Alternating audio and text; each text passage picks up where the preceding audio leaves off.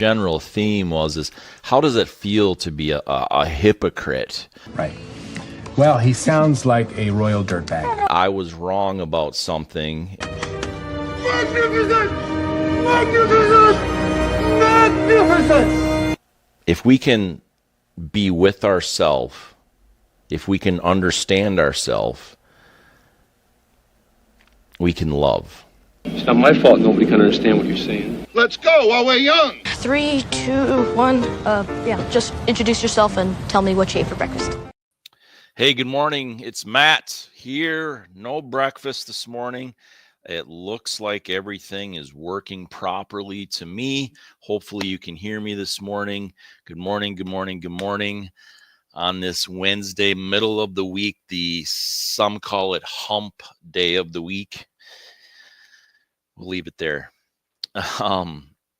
Lanesboro, let's see, Boutique and Business Crawl, I think it's called officially, 10 a.m. Saturday, this Saturday, the 10th. If you're in the area at all, I'm literally going to have hundreds and hundreds of items there. Come support Shiny Brand, and that supports students. I'm not going to get into the whole thing, but it supports a lot of things that I'm able to do if I can sell stuff, right? And so that's kind of the bottom line. So I appreciate all of you supporting that. Huge updates tomorrow and Friday for the website.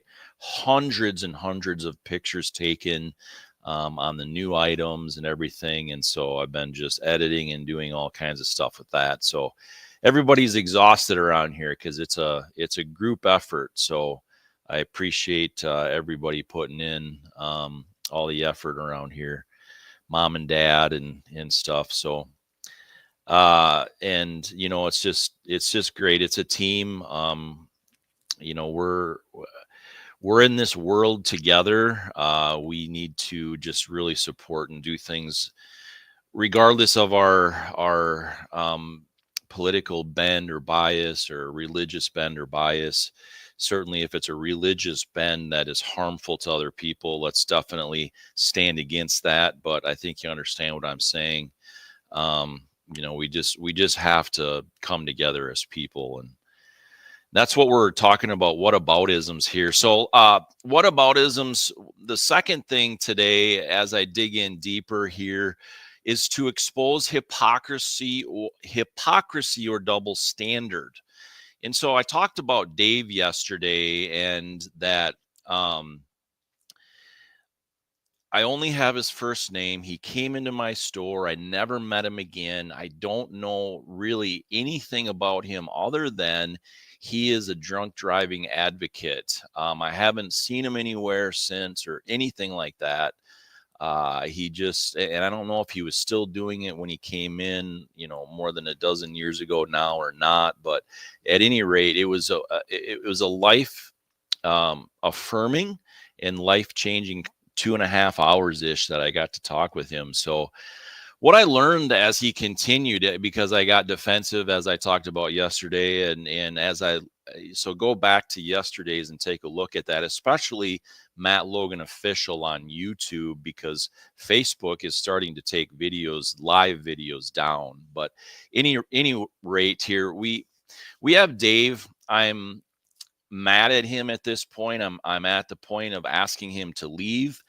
And what I would learn as he continued is that he was there really to open me up to these things. He was there to he wanted to basically see in this conversation, do I believe what I'm saying, or is just something that I'm going to, when met with some criticism, when met with some pressure, would I simply just cave in and tell him what he wanted to hear?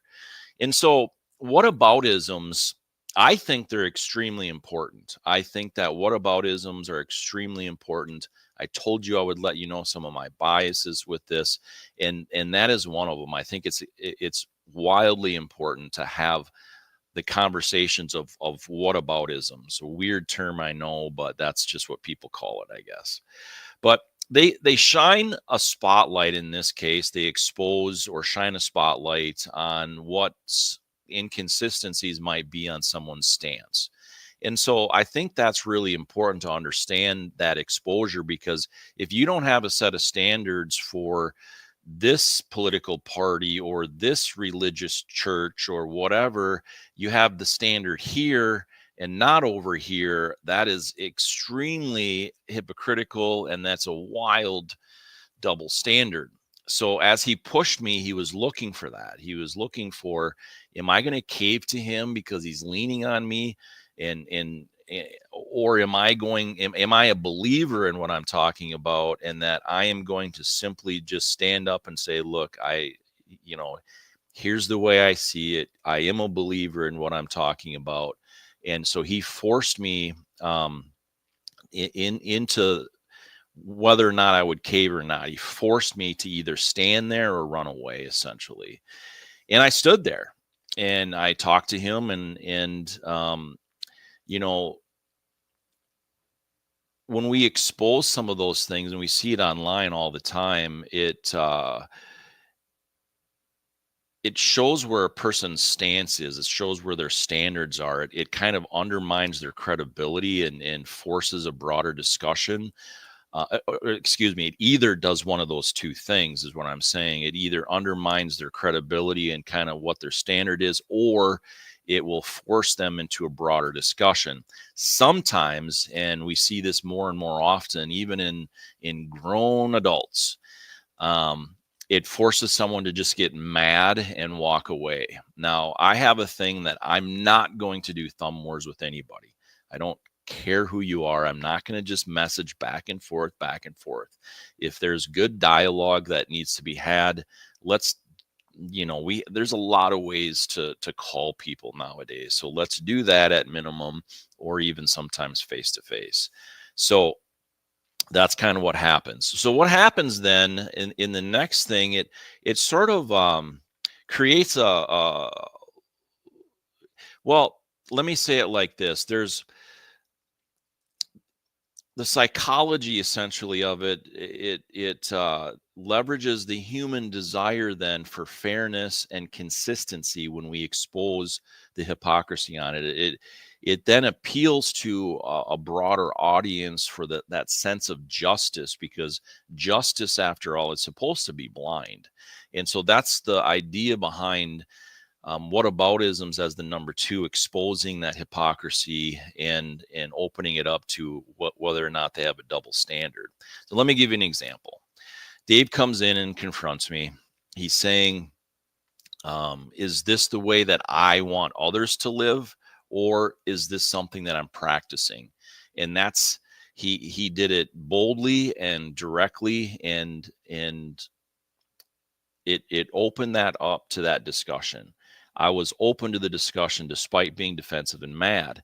And so how this connects then, I want you to really understand the connection here, please. It aligns with kind of what's called the rhetorical strategy of establishing credibility in a speaker or a writer. And in other words, it's called ethos.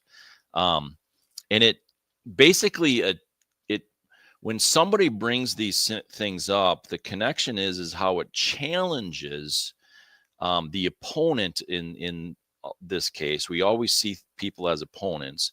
It challenges their moral authority, but it also risks derailing the conversation altogether, that person getting mad and just simply walking away. So understand that connection. We have to balance that. We need to force people in their standard. I really believe that we need to expose hypocrisy. I really believe that. I don't care if it's in your party or in another party or in another tribe or whatever, or your own tribe. We have to expose it. We have to hold people up to their single standard. It's just reality. So that connection is important. You risk derailing the conversation, the dialogue, but it does challenge their moral authority. And that's what I really want you to take away from it. Understand that there's those two directions that it's going to go. When you expose that, they will very likely walk away from the conversation. And that is a conversation I don't want to be involved in at all. So the conversation continues on Saturday when you come and see me in person. Remember, Lanesboro starts at 10 a.m. So let's get into this and who's going to win a shirt today. Bunch of shirts going out tomorrow, by the way. Got them about 90% ready to fly out the door. So, yay, I'm the winner. But let's do it again because that's not fair. I already have a bunch of shirts. Like it?